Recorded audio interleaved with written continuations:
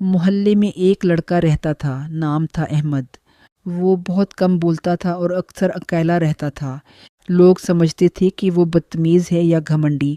ہر دن school کے بعد احمد ایک ہی راستے سے گزرتا اور ایک پرانی دکان کے پاس رک کر ادھر ادھر دیکھتا۔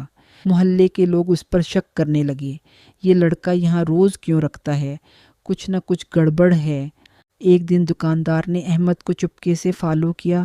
احمد نے دکان کے پیچھے جا کر اپنا بیگ کھولا اور روٹی اور دودھ زمین پر رکھ دیا۔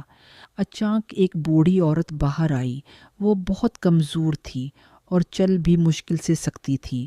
احمد نے سر جھکا کر کہا، خالہ، آج میں دیر سے آیا ہوں، معاف کیجیے گا۔ تب دکاندار کو حقیقت معلوم ہوئی۔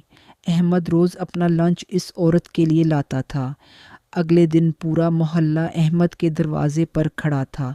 کسی کو خاموشی سے مت پرکھو، کچھ نیکیاں شور نہیں کرتے۔